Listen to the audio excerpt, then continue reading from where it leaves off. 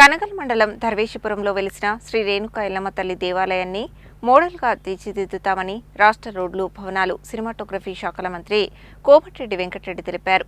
తాను మంత్రిగా బాధ్యతలు చేపట్టిన తర్వాత దేవాలయ అభివృద్ధికి అన్ని రకాల సహాయ సహకారాలు అందిస్తున్నట్లు వెల్లడించారు.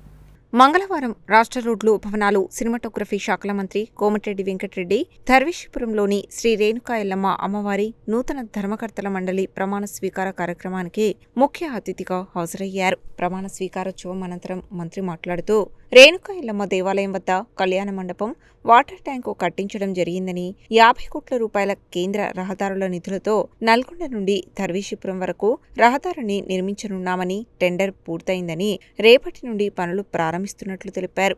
అలాగే ధర్వేశపురం ప్రాంతంలో ఒక పెద్ద ఇండస్ట్రీని ఏర్పాటు చేసే ఆలోచనలో ఉన్నట్లు మంత్రి వెల్లడించారు. 239 కోట్ల రూపాయలతో ధర్వేశపురం మీదుగా గుర్రంపోడు, కొండమల్లపల్లి, దేవరకొండ, డిండి వరకు హ్యామ్ రోడ్డు ఏర్పాటు చేస్తున్నట్లు తెలిపారు. ధర్వేశపురంను మోడల్గా తీర్చిదిద్దడంలో భాగంగా త్వరలోనే రాష్ట్ర ముఖ్యమంత్రిని ధర్వేశపురానికి తీసుకురానున్నట్లు తెలిపారు. ఎక్కడైనా రహదారులు బాగుంటేనే అన్ని సౌకర్యాలు ఉంటాయని చెప్పారు. రాష్ట్రంలో 1300 కోట్ల రూపాయలతో 480 రోడ్లను డబుల్ రోడ్లు చేసేందుకు టెండర్లు పూర్తి చేయడం జరిగిందని వెల్లడించారు. ధర్వేశపురం, కనగల్ మండలంలో ఇండ్లు లేని నిరుపేదలకు ఇందిరమ్మ ఇండ్లు ఇస్తామన్నారు. నల్గొండ జిల్లా అభివృద్ధిలో భాగంగా ఏఎంఆర్పీ కాలువల లైనింగ్ చేపట్టడం జరిగిందని, రానున్న 2 ఏళ్లలో ఎస్ఎల్బీసీ సొరంగం పూర్తయితే 2 పంటలు పండుతాయని చెప్పారు.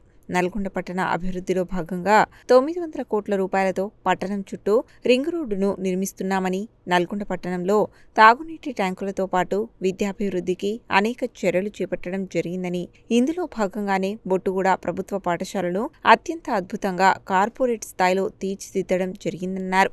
రాష్ట్ర ప్రభుత్వం అన్ని గ్రామాలకు రోడ్లు, సీసీ రోడ్లతో పాటు డ్రైన్లు ఇవ్వనున్నదని, ఇవన్నీ పూర్తయితే గ్రామాల రూపురేఖలు మారుతాయని మంత్రి తెలిపారు. రేణుకా ఎల్లమ్మ అమ్మవారి దేవాలయ నూతన ధర్మకర్తల మండలి అధ్యక్షులుగా ప్రమాణ స్వీకారం చేసిన సిహెచ్ వెంకటరెడ్డి మాట్లాడుతూ ధర్వేశపురం ఎల్లమ్మ అమ్మవారి దేవాలయ అభివృద్ధికి రాష్ట్ర రోడ్లు, భవనాల శాఖ మంత్రి ఆధ్వర్యంలో 10 కోట్ల రూపాయలు కేటాయించడం జరిగిందని, ఇదివరకే 5 కోట్ల రూపాయలతో అభివృద్ధి పనులు చేపట్టామని, తక్కిన 5 కోట్లతో పనులు చేపడతామని, రేణుకా ఎల్లమ్మ తల్లి అమ్మవారి దేవాలయాన్ని పూర్తిగా పునర్నిర్మించడం జరుగుతుందని, ధర్వేశపురంలో అంగన్వాడీ కేంద్రాన్ని, అలాగే పాఠశాలకు వెళ్లే రహదారిని మంజూరు చేయాలని మంత్రితో విజ్ఞప్తి చేశారు. ఈ సందర్భంగా రేణుకా ఎల్లమ్మ అమ్మవారికి మంత్రి ప్రత్యేక పూజలు నిర్వహించారు.